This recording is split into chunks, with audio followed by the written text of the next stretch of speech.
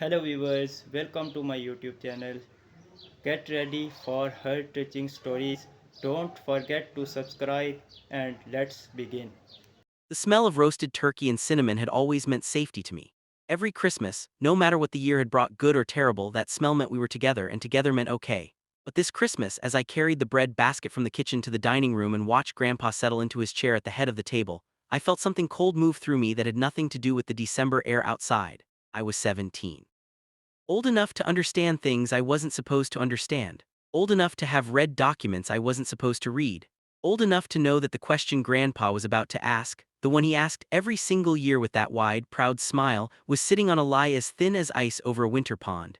It had started 8 months earlier in April when the furnace broke. Mom had sent me to the basement to check on it, and while I was down there searching for the owner's manual in the filing cabinet beside the water heater, my fingers found a folder I'd never noticed before. It was thick, held together with a rubber band and labeled in my father's handwriting, "House Documents." I should have left it alone. I knew even as I opened it that I was crossing a line.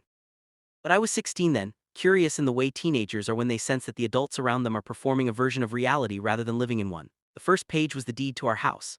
I recognized our address, recognized my parents' names, and then I saw another name, one that made me pause. A name on a trust document dated 11 years ago when I was just 6 years old, my grandfather's name, and beneath it, a figure that made my breath catch.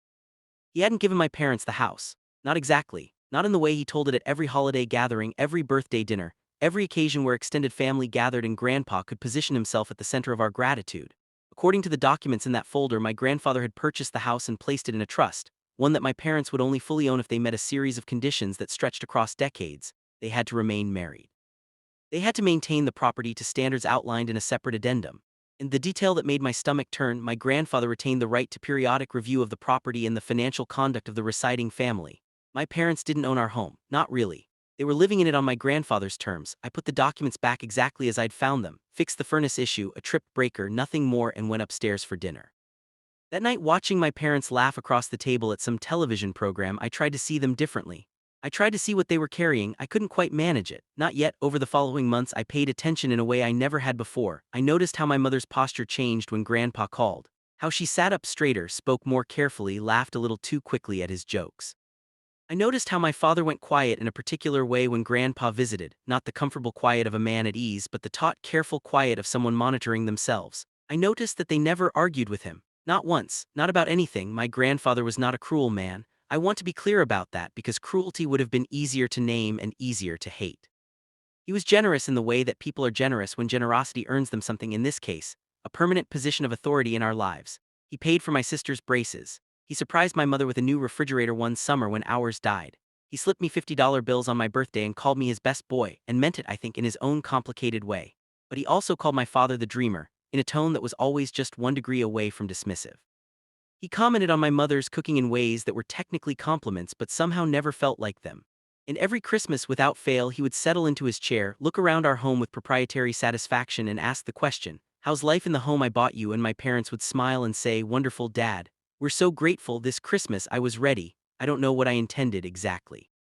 I'm not sure I had a plan so much as a feeling, a pressure that had been building since April, since that filing cabinet, since all those months of watching my parents navigate the invisible architecture of obligation my grandfather had built around our family.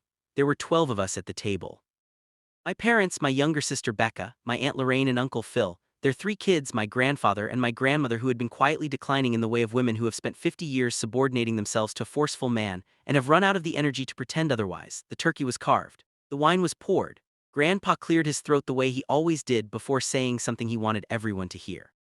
"Another beautiful Christmas," he said, looking around the table with that particular expression, warm yes but also surveying, "my family, my table, my home. I am a lucky man." Everyone agreed. Everyone always agreed. He turned to my father. "Marcus, the place is looking good. I noticed you repainted the shutters." "Last fall," my father said, nodding. Becca helped. Becca grinned. She was 14 and still innocent of the documents in the filing cabinet.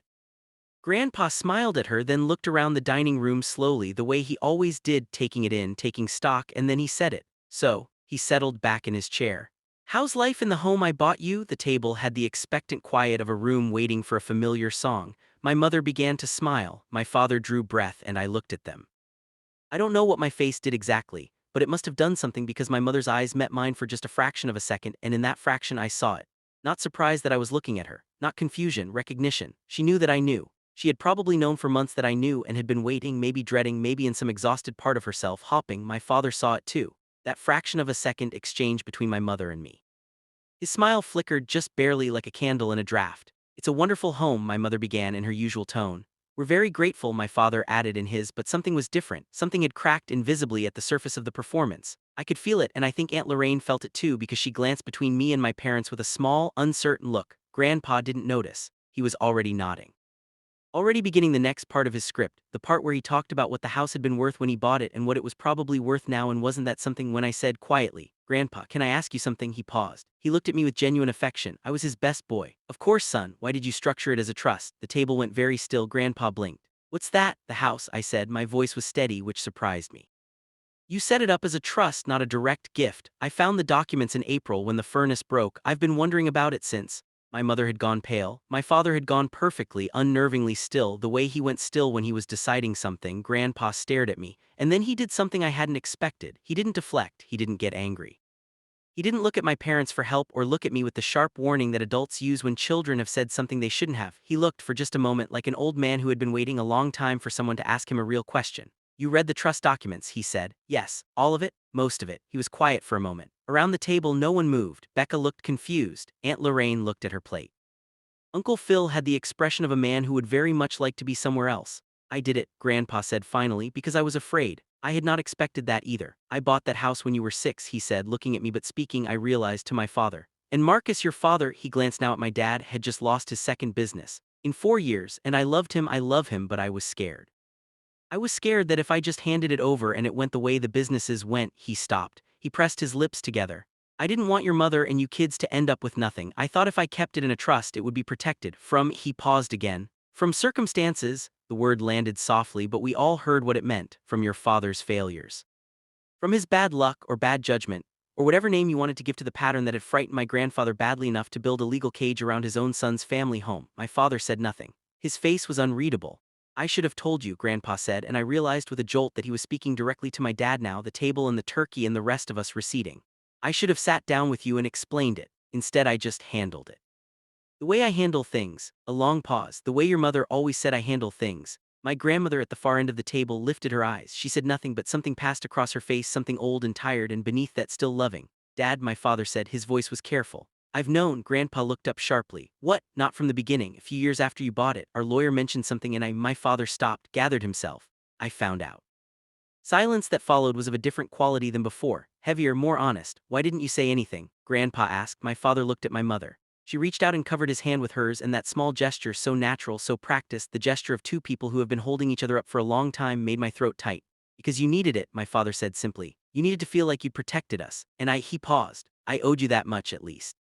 Grandpa made a sound I'd never heard from him before. It wasn't quite a word, it was something older than words. "Given us a good life," my father said quietly. "Not a perfect one, not always a comfortable one, but a real one. And I've spent a lot of years being angry about how it was given." He glanced at me briefly. "And not enough time being grateful that it was given at all." Aunt Lorraine had pressed her napkin to her mouth. Uncle Phil was studying the tablecloth with tremendous focus. Grandpa looked at me.